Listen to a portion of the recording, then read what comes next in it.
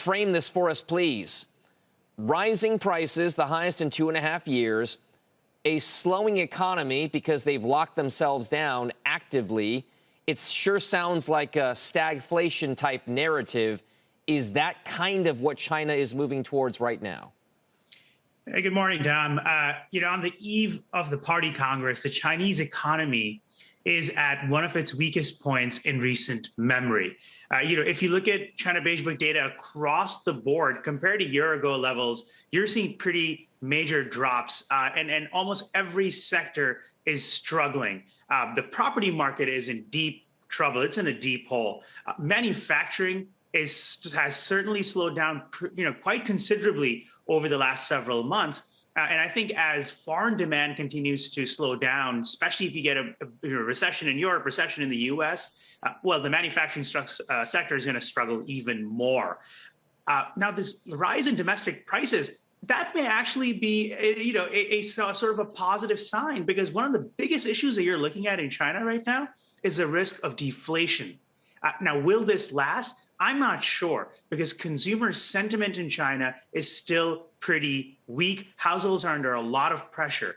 So we'll continue watching the local prices data pretty closely, but I'm not expecting a major consumer rebound, and therefore a continuation of consumer prices rising month after month in the next 46 months. Shahzad, it's interesting. One of the things that many experts have spoken a lot about over the last several years and even decades at this point is the ability for China to export deflation, right? They've been able to cut costs and prices on a number of things. You could argue about quality, whatever you want, but still, the stuff that comes out of there tends to be on the cheaper, if you will, side of things.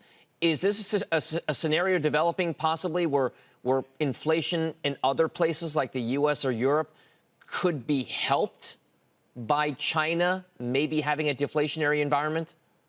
That's absolutely it. Now, the Fed, for example, is watching this very, very closely. If Chinese producer prices continue to fall as they have, if the manufacturing sector continues to see price weakness as it has been seeing, that could actually be a pretty positive signal for major central banks, especially the Fed, because it could signal that, look, we may be seeing some amounts of inflation softening here at home in the near term. Now, also, we cannot leave you without talking a little bit about the National Party Congress. This is their big event politically. There's going to be some movement, not just Xi Jinping cementing himself as the almost like emperor, if you will, of China in the modern era, but also because there's going to be a reshuffling of the Politburo over there. What exactly is the Communist Party looking to do at this particular massive event to really set itself up in the next 5 to 7 years? Or could we see a lot of changes during that time because the economy is in such a state of flux?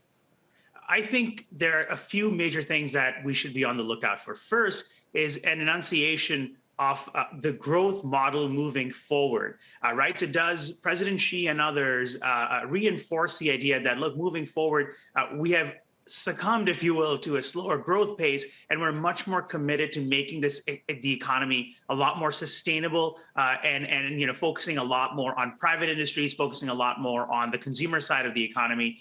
Number one, and of course, even more important is how is zero COVID discussed, because zero COVID, Dom, is not leaving us after the Party Congress as much as traders believe it is. It's not going away probably well into 2023. And I think looking out on how COVID zero is discussed is going to be critical for market.